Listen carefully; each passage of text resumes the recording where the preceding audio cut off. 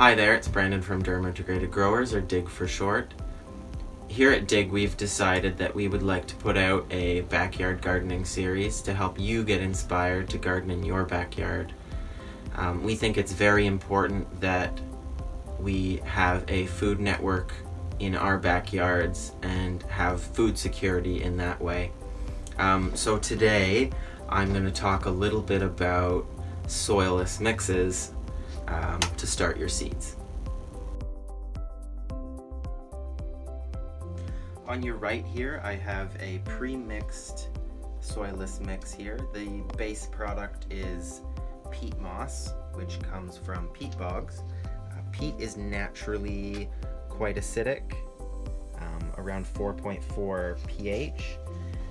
Generally, you want your soil to be between 6 and 7, so a more basic pH. They have put a limestone product in to neutralize the acidity of peat moss. They've also added perlite in with it, which are these little white balls. You can buy it in its pure form. It's mined and expanded. It helps in aiding in aeration in the soilless mix.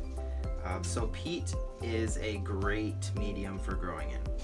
It is a non-renewable resource, which is an issue, but it is a great growing medium. On the left here, we have a coconut coir based mix. In the coir mixture, I've pre-mixed in some vermiculite, which aids in water retention and aeration. Vermiculite doesn't have quite as good of aeration as perlite does, but I'm not as worried about that in the coconut coir mixture because coir has better drainage. So I bought it in a big block, 5 kilograms here. I broke off just the corner, and that has expanded into quite a bit of soil for me. So that'll last me a long time. You can get it many places. It's becoming more and more available as time goes on. Coconut coir is a renewable resource, so it's a byproduct of coconut husks, ground down, and it holds about 8 times its weight in water, which is about half of peat, but it does do a very good job. Next, I'm going to show you how I fill my seed trays. I'm going to do half in coir and half in peat. So I don't want to compact it because we do want it fairly loose for the seeds.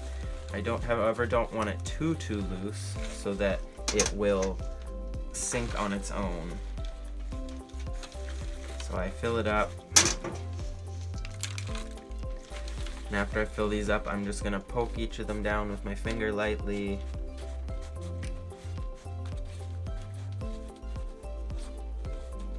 And I'm going to recover again. And I'm happy with that. And I'm going to do the same with the peat mixture.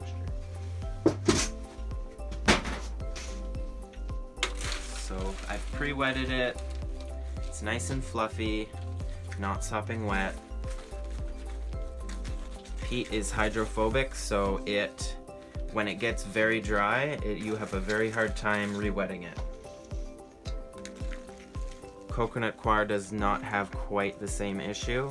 When it's very dry, it does have a bit of a hard time soaking up water, but its re-wettability is definitely superior to peat.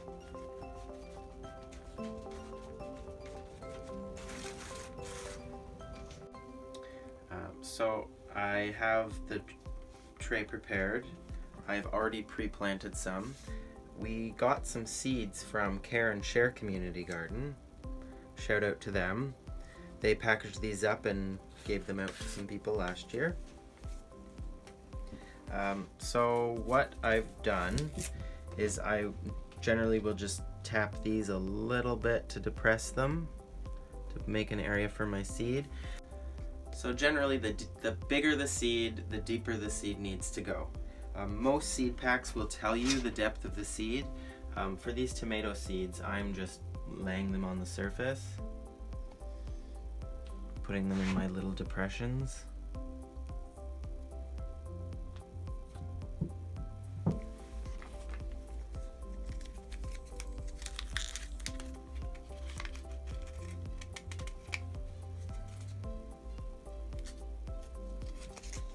Seeds are so interesting. Some are furry, some are smooth, some are pointy.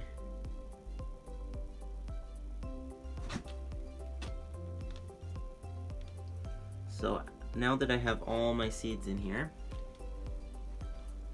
I just want a light film on top. So I've taken some peat and I put it in a strainer that I have, and I'm just gonna shake that over top.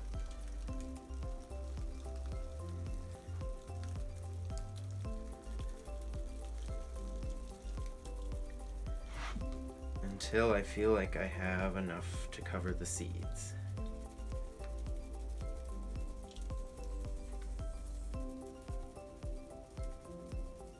Stella has come to join us in the greenhouse. She doesn't really know what's going on. And then I'll just brush the excess over into the other holes. So you have a nice fine layer on top of the seeds, so they won't have a hard time breaking through. So we have made the ideal growing environment for these seeds. I have not added a fertilizer. I don't believe it's necessary to put a fertilizer with seeds.